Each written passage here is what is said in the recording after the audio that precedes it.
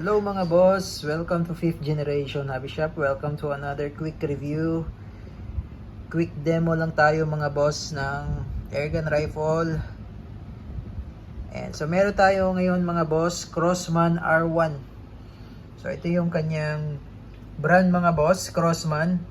And this is the model, Full Auto R1. Yan mga boss, airgun rifle. So, ang bala niya mga boss ay bolitas. Ayan, steel ball.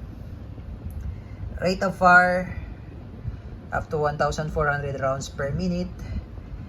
Velocity up to 430 EPS. Ayan, so bolitas siya mga boss. Ito yung kanyang bala mga boss, 4.5mm steel ball. Ayan. So, bolitas yan mga boss. Talaga dumidikit yung bala dyan. Ayan, magnet yan mga boss. Dumidikit siya. Yan. Tapos CO2 powered din siya mga boss. CO2 powered mga boss. So bali yung CO2 na nilalagay natin sa magazine is dalawa. Sa pistol isa lang. Pero dito sa rifle na ito, dalawang CO2 po ang nilalagay natin. So mamaya po mga boss, papakita ko sa inyo mga boss. Yan. Flip up iron sight mga boss. Yan. Tapos may kasama siyang speed loader. Ito yung speed loader mga boss na kasama. Yan. So ang magazine specs nito mga boss, tingnan natin sa likod. Dito yung specs niya sa likod. Yan, yan mga boss. Bali yung bat niya mga boss, adjustable yan, 6 position. So ibig sabihin, level 6 yung adjustment niya mga boss. Tapos compatible siya sa ER rifle. Mamaya din mga boss, meron tayong ilalagay sa kanyang sample ng bat. Ayan. So ayan yung sabi natin kanina na flip up iron sight. Tapos meron siya Picatinny quad rail. So pwede kayong maglagay dyan mga boss ng accessories tulad ng red dot, flashlight at iba pa. Tapos ito yung magazine niya mga boss, drop down magazines yan mga boss. Yan yung dalawang CO2 po yung nilalagay dyan, CO2 cartridge.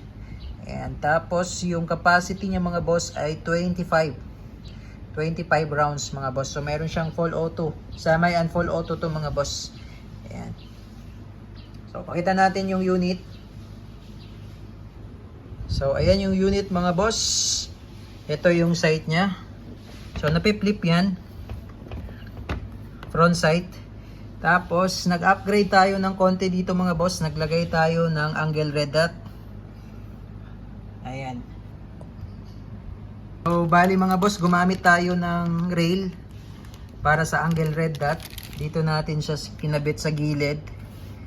Ayan. So, mamaya papakita ko sa inyo mga boss. So, bali ito yung rear, front sight niya. Napi-flip din siya mga boss. Ayan.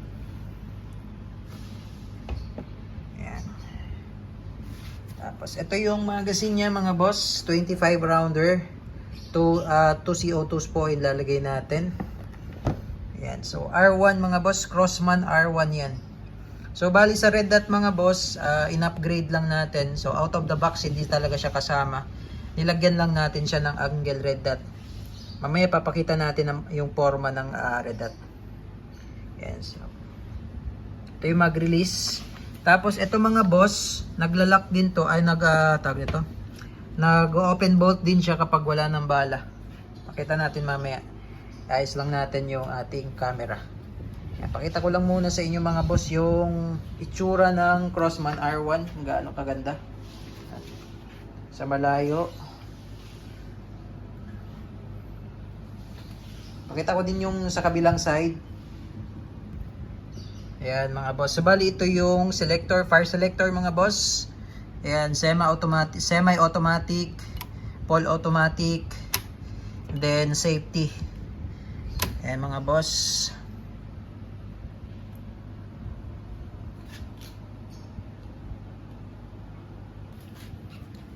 So ayan mga boss, bali ito yung kinabit nating angle red dot. Ayan. So nakikita natin sa Call of Duty. So yung mga ganyan no. Pagka sisilip ka sa red dot, ipi-flip mo lang. Ayan, tatagilid mo lang yung rifle mo. Ayan, so ito yung gagamitin mong pang front. yung flip side, tapos pang secondary side niya yung red dot. So papakita lang natin yung red dot mga boss. Ayan.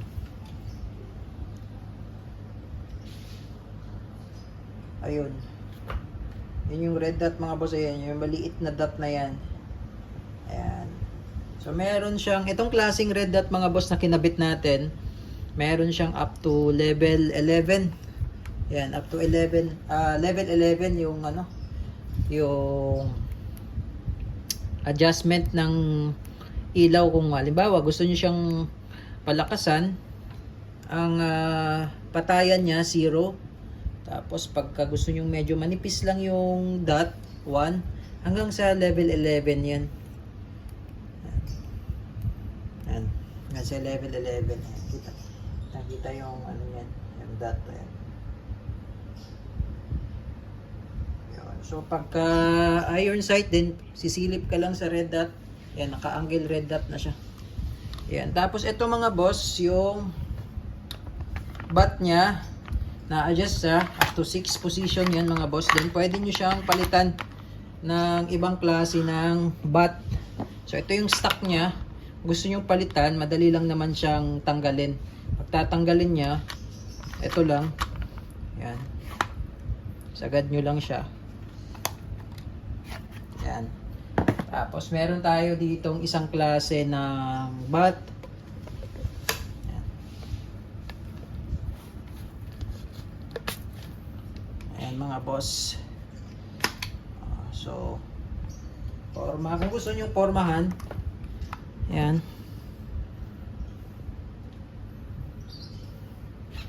Diba? Ganda. So, balik lang natin yung stock boss.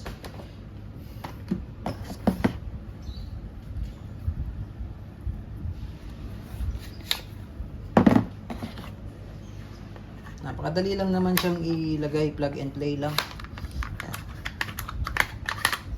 Ayan, tapos lagay tayo ng CO2 sa magazine. So sa mga nakapanood doon sa aming previous video like sa A4P, SBR, so same lang sila ng magazine.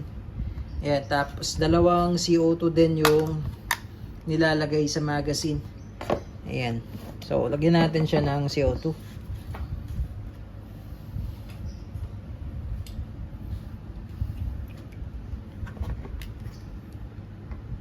So bali itong nilalagay ko po ay silicone oil. Prior natin lagyan ng CO2, kailangan nating patakan muna ng oil. Then ito meron siyang allen na kasama. Allen wrench. So itong first, sa may left side po natin unang lalagyan kasi ito ano po ito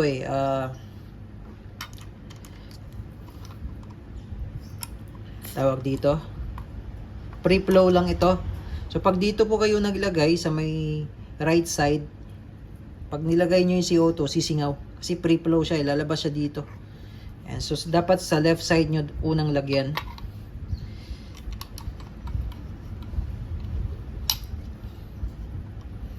Ayan, so bali yung CO2 niya is disposable. Itong dalawang CO2, siguro mga more or less, mga 100 shots. More or less, yung dalawang CO2 bago maubos. And then, pagka gusto nyo namang mag-avail ng CO2, meron tayong available. Ayan, nasa likuran nyo po. Ayan yung mga CO2 cartridge po yan. And then, sa paglo-load naman mga boss ng wala, ito, sagad mo lang sa dulo. Lock, spring. Ayan. Meron siyang stopper dyan eh. Then, ito yung bala na gagamitin natin. Meron tayo ditong silver coated and copper coated na bala. Ayan. Pwede namang maghalo yan. Same size diameter lang naman siya. So dito natin papasok yan. Ayan. Pwede mo siyang punuin kasi maganda yung spring na to eh. Ayan. So puno na mga boss. Then release lang yung spring. Ayan. Okay. O, testing tayo mga boss. Crossman R1. So ito pala naglalak to mga boss pag wala ng bala. Ayan. Nag-open bolt yan.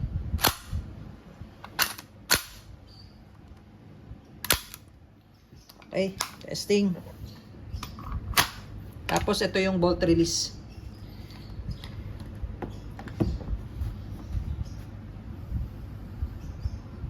Set up lang tayo mga boss ng target. Yan, may 3 boteng target tayo dun mga boss. Yan yung titirahin natin mga boss. Testing mga boss, Crossman R1. Follow to agad tayo mga boss.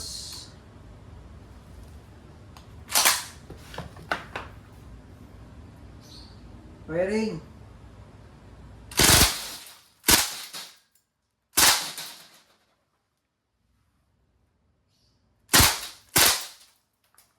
Semi-auto mga boss.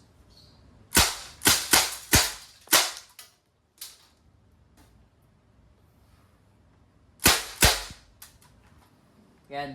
So, open bolt na siya mga boss. Ibig sabihin wala na siyang bala.